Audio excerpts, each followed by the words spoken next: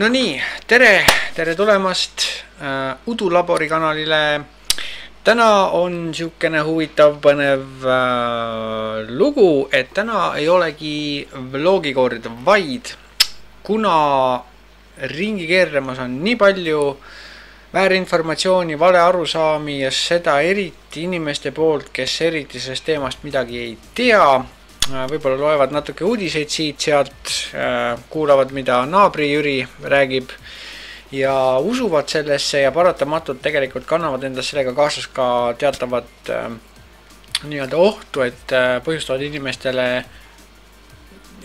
kes on sellega seotud, probleeme mingil määral, siis on tagumine aeg, et keegi siin väikses riigis püüaks vähemalt midagi ära teha selleks, et seda sogast vett natukene selgemaks saada. Ning selleks, et seda saavutada, räägime siis tänases videos müütidest, faktidest, sellest, mis üldse on veipimine ja mis asjad on e-sigaretid. Kui sa oled nüüd kogenud või juba mingi kogemusega veip ja e-sigareti kasutaja ja sul juba on mingi udune aimdus sellest, mida sa kasutad ja mida sa nagu teed, siis see video ei ole otseselt sinu jaoks. Sina võid tegelikult täitsa rahulikult selle video kinni panna ja vaadata midagi põnevamat, aga kindlasti on see video neile, kes on suitsetajad, kes on teadlikud sellest, et see, mida nad teevad, on nende tervisele kahjulik, aga samas ei suuda sellegi poolest sellest hirmsast surmapulgast lahti saada. Ja kindlasti on see video ka neile, kes ei ole suitsetajad, aga kes on sellised inimesed, kellest nad hoolivad, kes suitsetavad. Ja praktiliselt kõigil meil on need inimesed olemas, et olgu see siis sul vend, õde, ema, isa, võib-olla vanaema, vanaisa, võib-olla sinu lapsed, kes suitsetavad, siis see info on kindlasti oluline just teile. Et püüame siis seda asja, seda sogast nii-öelda infomüra natukene selgemaks saada. Ja kõik, nagu millest ma räägin, millest iga veipar räägib, kes midagi millestki üldse teab, baseerub ikkagi nagu teaduslikel uuringutel, mis on reaalselt nagu välja tulnud, et muidugi teadus on ka teadus, et see on seinast seina. Ühed ütlevad ühte, teised ütlevad teist. Paraku kaldub olema nii, et negatiivsed uuringud, mis veipimise kohta nagu halba räägivad, siiamaani on stabiilselt kogu aeg ümber lükatud kui prahtteadus, et on pressitud välja siis ütleme, on standardeid väänatud nii palju, et on saadud soovitud tulemus, mis näitaks siis e-sigarette halvas valguses. Tegelikult see termin e-sigaret tänapäeval on juba suhteliselt häguseks ka muutunud, et minule isiklikult see termin väga ei meeldi. Mulle meeldib veipimine või veipimisseade või mis iganes, kuna see on tunduvalt neutraalsem, mida tegelikult e-sigaretid kui sellised on. Aga alustame siis sellest, et mis üldse on e-sigaret? E-sigaret või veipimisvahend on tegelikult väga lihtne asi. See on seade, mis kasutab akutoidet selleks, et võtta e-vedelikku ehk siis ainet, mida siis aurustatakse. Aurustamiseks on igal seadmel siis nii-öelda kütteelement või küttekeha. Disaini poolest nad natukene erinevad üksteisest, kuid see ei muuda asja olemust, ehk siis vedelikku aurustatakse selleks, et saada kätte siis nii-öelda nikotiini annus. Mis eristab e-sigarette või veipimist sigaretist, tavalisest tubakasuitsust või ka isegi siis vesipiibust või piibutubakast ja nii edasi, on just nimelt see erinevus, et traditsioonilise tubaka puhul toimub põlemisprotsess ning põlemisprotsess on see, mis vabastab erinevate allikate kohaselt 4–7000 erinevat kemikaali, just see põlemine ise, see vingugaas nii-öelda, ja nende hulgas circa kuskil 200 umbes kemikaaliühendid siis, mis selle põlemisel tekivad, on teada-tuntud siis kantserogeensed ehk vähki tekitavad kemikaalid. Lisaks sellele siis ka muidugi tõrv, mis kopsus ladestub ja samuti siis põhjustab nii-öelda igal suitsetajal kuskil tulevikus kas siis hingamisteedega või siis veresoonkonnaga seotud probleeme. Ja iga nii-öelda teine suitsetaja on garanteeritud põhimõtteliselt, et ta saab vähi. Seega, mida e-sigaret teeb, on nii-öelda mitigeerib kõik need ohud, riskid, et alles jääb ainult nii-öelda nikotiini tarbimine. Muidugi kõik püüavad nagu väita, kes sellest teemast midagi tea, et nikotiin on see kõige suurem kurja juur. Et tegelikult see ei vasta tõele, vähemalt mitte 100%, et nii-öelda otsus on veel väljas, aga tänaseks on väga palju tegelikult selliseid esmaastme uuringuid tehtud ja praegusel juhul on teada umbes täpselt nii palju, et nikotiin on väikestes kogustes lahjades doseeringutes ligikaudu samasuguse toimega aine, nagu on kofeiin. Et nii-öelda puhast väga lahja nikotiini, mida sa siis e-sigaretist saad, on sisuliselt sama hea, mis sa jooksid tassi kohvi. Et nikotiin kõrges kontsentratsioonis on mürk, see vastab tõele ja ilmselgelt seda e-sigarettides ei leia, et e-sigarettides on ikkagi see nikotiini kogus on meeletult väikene. Ja mida ta teeb, ta on tegelikult nii-öelda pehme erguti, ehk siis ta kiirendab vere liikumist, vabastab erinevaid endorfiine, mis tekitavad siis seda nii-öelda rahulolu tunnet ja see on nagu see, mis tegelikult hoiab, ütleme siis suitsetajaid võib-olla suitsu küljes, aga jällegi nikotiin iseenesest on tegelikult nii väikestes kogustes, nagu ta e-sigarettides on suhteliselt väike osake, et põhiline ongi see, et e-sigareti eesmärk on aidata suitsetajatel lahti saada tubaka põletamisest, ehk siis sellest kõige hullemast osast. Ja selleks, et natukene seda pilti siis selgemaks teha, teeme siis täna nii, et me räägime läbi sellised üldtuntumad müüdid, mis on tänaseks põhimõtteliselt kõik juba ümber lükatud, aga paratamatult neid ikka keerutatakse massimeedias, tsiteerides siis erinevaid allikaid, mis tegelikult on jällegi mingid muud artiklid, kus puudub igasugune viide, et inimene, kes nagu tahab rohkem teada, keskmisel inimesel ei ole selleks aega ega tahtmist ega viitsimust, seega jääb see uurimustöö tegemata, aga paraku on see oluline osa, et kui sa tahad nagu kogu tõde teada. Seega, lähme siis edasi ja räägime läbi need müüdid ja mis nad endast täpselt kujutavad, mis on liikumas, mis on ringluses ja lammutame nad siis laiali, et kõigil oleks pilt selge.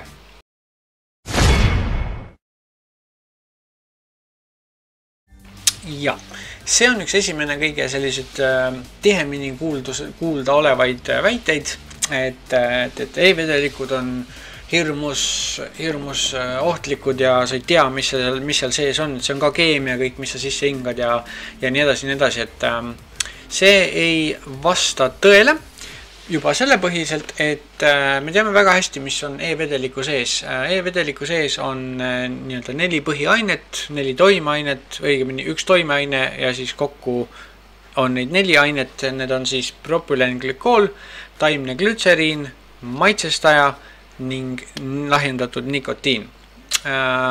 Tänaseks päevaks kõik need ained on läbinud erinevaid teste ja on nad kõik tegelikult ka kuulutatud turvaliseks inimkasutuse puhul, ka seda siis oraalsel puhul. Ja mõnedki nendest ainetest, kus juures on täiesti leitavad igapäeva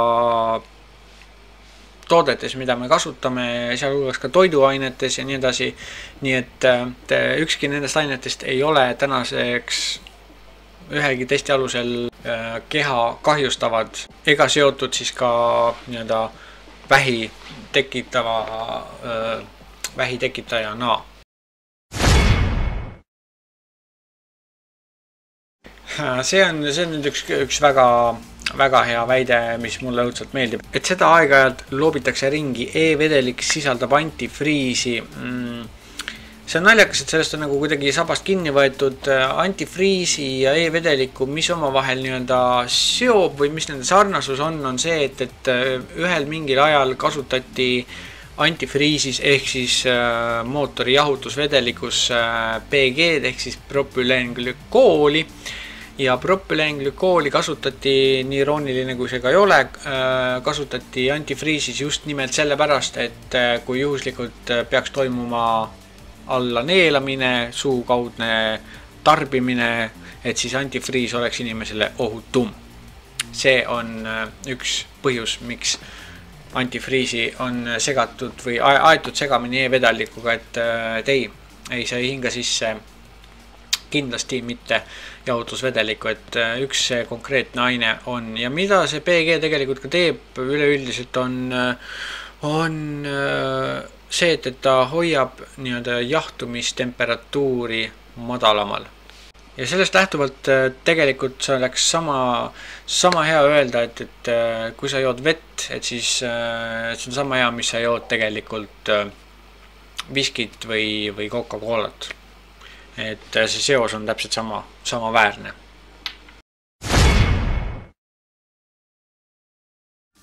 Jaa, see on nüüd üks mõnus selline väide, ehk siis, et veipimine on, siin just hiljuti käis uudistest ka läbi, et veipimine on vähemalt 10–20 korda ohtlikum kui suitsetamine, kuna ta sisaldab meeletult palju suuremas koguses formaldehüüdi. See on nüüd suhteliselt ammu ümber lükatud väide ja see sai alguse sellest, et siin 2013 aasta või 2014 midagi sinna kanti kuskilt Jaapanist või Hiinast tuli mingisugune siis väidetav uuring, mis väitis, et e-sigareti aur sisaldab formaldehüüdi kordades rohkem kui tavasuits. Tegelikkuses fakt aga on see, et antud uuringu tulemus saadi läbi selle, et võeti klearamiseeria, mul ei ole kahjuks näidata, milles on, aga need on need kõige tavalisemad läbipaistvad sellised piklikud torukesed. Võeti klearamiseeria, põhimõtteliselt aeti ta nii kõrgel voldi peal käima, et see küttekeha seal sees põhimõtteliselt ajas selle vati, mis on igas e-sigaretis, puuvilla siis ajas kärssama ja see kärssamine ehk siis tekkis juba põlemisprotsess ja palun saidki formaldehüüdi nii-öelda sinna auru sisse, et seda testi on korduvalt järgi tehtud ja tulemus on alati sama, et see tulemus saadi kõvasti parameetreid üle pingutades ning B, mis on veel olulisem, on see, et see aur, mis sisaldas nii palju formaldehüüdi, ehk siis see põlemisprotsess põhimõtteliselt oli niivõrd rõve, et kui seda reaalses maailmas järgi teha, siis mitte ükski e-sigareti kasutaja, isegi mitte suitsetaja ei oleks võimeline seda õudust sisse hingama, et see ajaks nii meeletult köhima ja see oleks nii rõve lihtsalt. Et eriti tänapäevane e-sigareti tehnoloogia on väga hästi selle vastu tegelikult juba kaitstud, et sellist asja ei juhtu elu sees. Kusjuures huvitav fakt on ka see, et tavaline e-sigaret, kui seda kasutada tootja poolt ette nähtud tingimustel, siis võrreldes tavatubakaga, siis tavatubakas sisaldab formaldehüüdi. Kui sa suitsu teed, siis sa tõmbad sisse formaldehüüdi, siis e-sigaret sisaldab 0 seda sama ainet ja siiamaani ei ole. Et samas jah, vale öelda, siiamaani on päris palju inimesi surnud suitsu kätte, nii et muidugi mitte just võib-olla ilmtingimata formaldehüüdi mürgituse kätte, aga kindlasti suitsu põhjustatud haiguste kätte.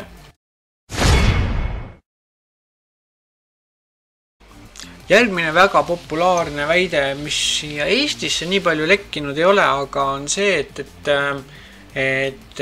e-sigaretid põhjustavad niisugust haigust või sellist tervisekahjustust nagu popcorni kops, otse siis tõlgitud eesti keelde. Tema ladinakeelne nimetus oleks siis bronchiolitis obliterans ehk siis põhimõtteliselt kopsukoe kahjustus, nii et seda kopsu enam ei saa täies mahus kasutada, et kopsukude laguneb ja see ei kasva tagasi, eks. Tekivad nii-öelda haavandid. See on siis tegelikult selline kaudne informatsioon, kuidagi seotud siis sellise juhtumiga, mis on ainult üks juhtum maailmas, kus popcorni tehases töötanud inimesed või töötajad hingasid sisse massilistes kogustes diatsetüüli siis auru ja sellest siis tekkis see kahjustus. Mis on nüüd oluline mainida, ongi see, et mis asi on diatsetüül loomulikul kujul suukaudselt tarbimisel, ta on võimaitse, ehk siis diatsetüüli kasutatakse popcornis selleks, et popcornile anda võimaitse. Mis nüüd puudutab diatsetüüli e-sigaretis või siis e-vedelikes maitseainetes ja kogu seda teemat, siis tõepoolest diatsetüüli leidus siin mõned aastad tagasi e-vedelikes maitsestajates, see tähendab, mida kasutati, aga selle kogus oli alla tegeliku normi, alla igasuguse nii-öelda turvalisuse normi, et või siis õigem öelda üle turvalisuse normi, et tegelikult see kogus oli nii väike, et ta ei oleks niikuinii mingit olulist mõju põhjustanud, aga et olla turvalisuse mõttes võimalikult puhas, siis tänasel päeval ei kasuta mitte ükski e-sigarettide või e-vedelike tootjad ei kasuta enam diatsetüüli võimaitse saamiseks, et kasutatakse siis muid asju, mis on vähem ohtlikud kui see. Jällegi väga naljakas, irooniline väike kõrvalmärge, suitsus leidub diatsetüüli, eks tavalises tubakas, kui sa põletad oma suitsu, siis suits sisaldab diatsetüüli, ülla. Ja siiamaani ei tea, mina ei ole kuulnud ühtegi intsidenti, kus keegi oleks vastavat haigust puhtalt suitsu pärast põdenud.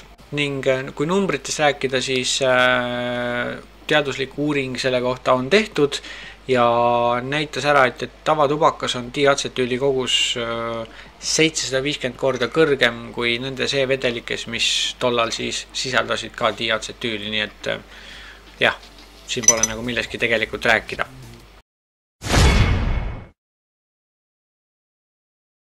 Nii, no see on nüüd kindlasti päeva võib-olla siuke nael, mida kiputakse väitma siin-seal. Nikotiin põhjustab vähki, see on täiesti alusetu väide, mitte ainsatki teadustööd ega uuringut ei seosta nikotiini vähitekkega.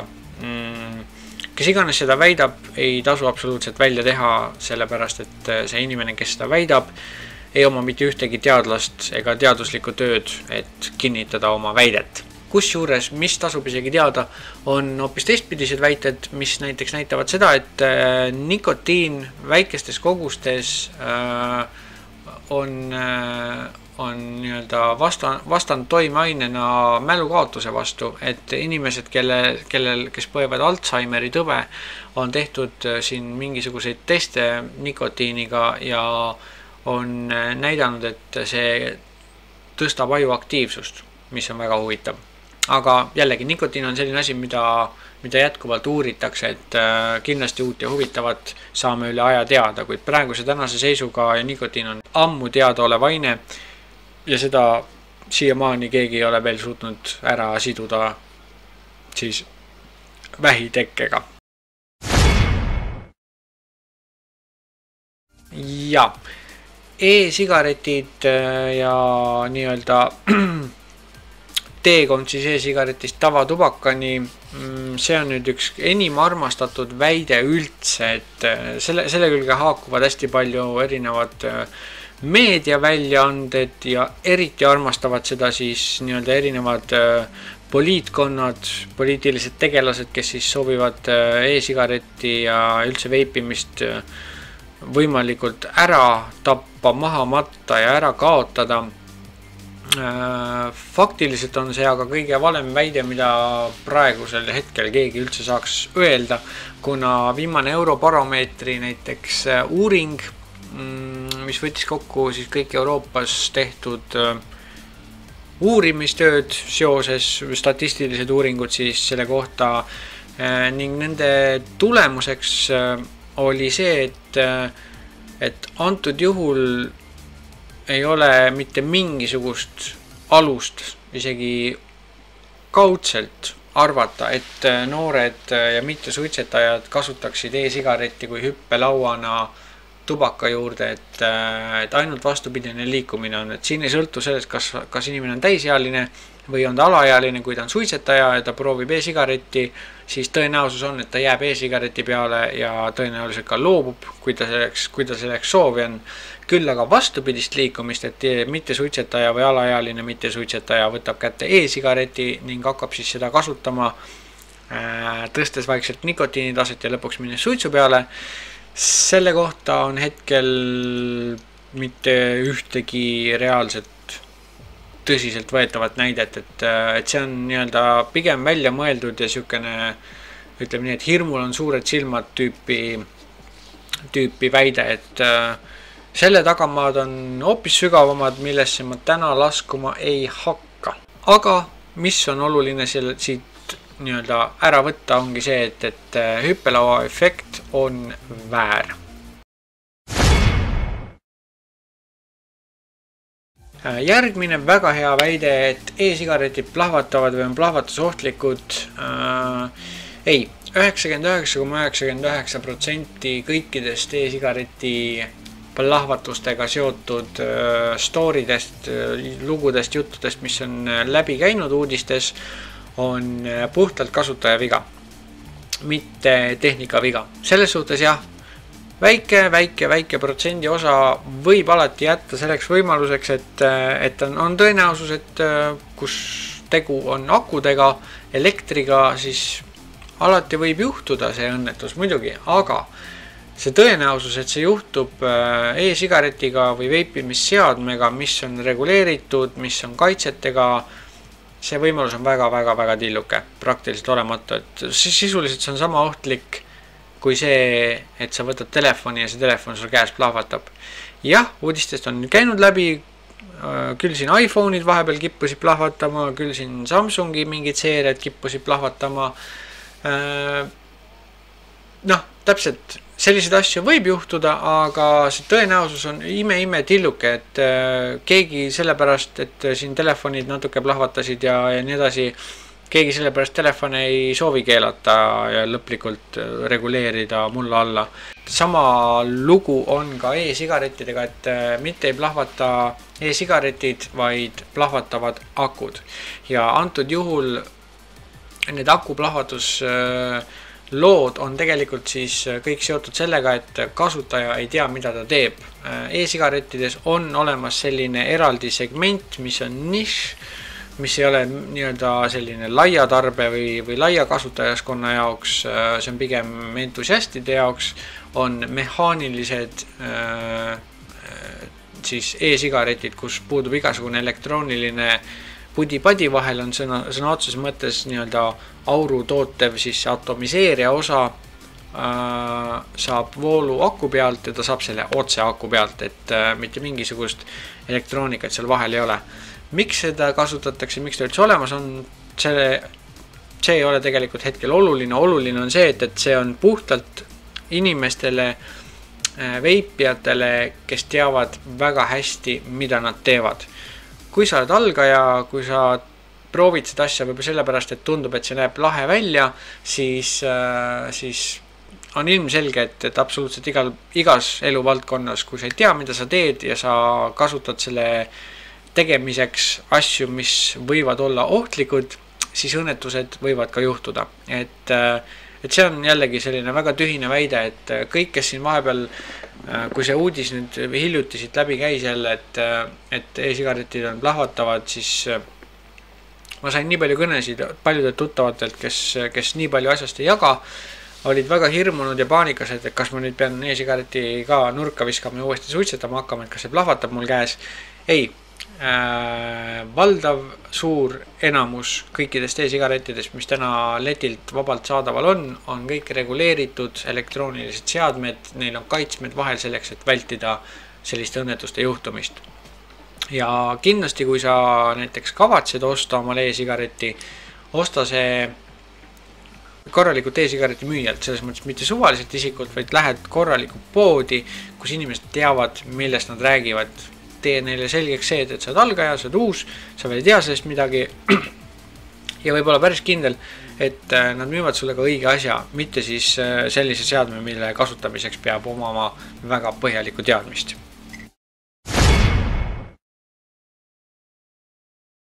Jälle üks sükene huvitav väide, et mida kiputakse nagu korrutama, on see, et e-sigaretid ei ole väga efektiivne suitsust loobumisvahend. No siin ei ole väga palju millestki rääkida. E-sigareti kasutajaid on tänaseks maailmas juba kümnetes miljonites. Väga paljud neist on endised suitsetajad, kes enam ei suitseta üldse ja pole juba aastaid suitsetanud. Mina olen üks nendest näiteks. E-sigaretid on väga efektiivne suitsust loobumisvahend ja seda just sellepärast, et sa saad kätte oma nikotiiniannuse, mis ei tee sulle tegelikult mitte midagi halba, sa saad oma rahulolutunde, pluss sul jääb see psühhomotoorne tegevus või siis lihtsalt motoorne tegevus, see liigutus ja see aur jääb alles, et sotsiaalse tegevusena ta jääb sul sisuliselt sarnaseks, aga jäävad ära mürgid, nii et see on ka oluline, et kõik inimesed ei tahagi loobuda, ma tean isiklikud inimesi, kes suitsetavad, kes on ammu suitsetanud, kes on kaua suitsetanud, neid ei huvitagi see, et või nad teavad, et see suits neid varem või hiljem lõpuks ka tapab, ilmselt varem, aga nad ei taha loobuda, puhtalt sellepärast neile meeldib see tegevus ja siin on nagu koht, kus e-sigaret on kõige ideaalsem lahendus üldse. Sa saad oma tegevust jätkata, sa saad täpselt sama efekti kätte, aga jäävad ära need mürgid, mis su tõenäoliselt ka oluliselt varem siit maailmast minema viivad, et elu on ju tegelikult lahe ja miks lühendada seda vabatahtlikult. Samuti second hand smoking ehk siis kõrvalseisjad, kes meie auru sees seisavad, et nende jaoks on see ohtlik. Jällegi just hiljuti välja tulnud siis pikaajaline uuring Inglismaa vähiuuringu keskuse poolt, mis tuvastas seda, et passiivne veipimine kui selline on kõrvalseisja jaoks täpselt sama ohtlik kui õues värske õhu käes seista.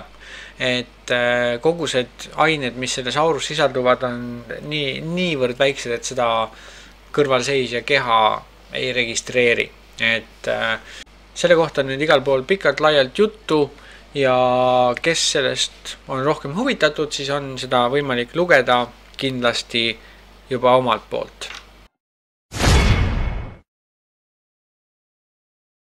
Ning viimaseks väide, mida liigub ka päris palju, on see, et mida ma isiklikult kuulnud, on see, et nii palju teaduslikke uuringuid väidab, et e-sigaretid on kahjulikud ja seda ja teist ja kolmandat ja kõike seda, mis me siis nüüd praeguse hetkeni juba oleme katnud.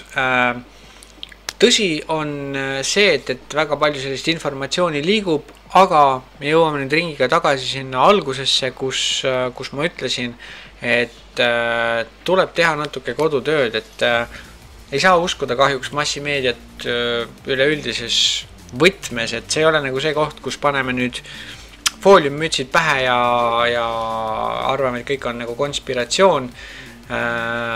Ei, pigem on asi selles, et väga palju meediat kipub kordama ja tsiteerima teisi meedia väljaandeid ja nii edasi, et see nagu tsükkel, mis kogu aeg kordab ennast.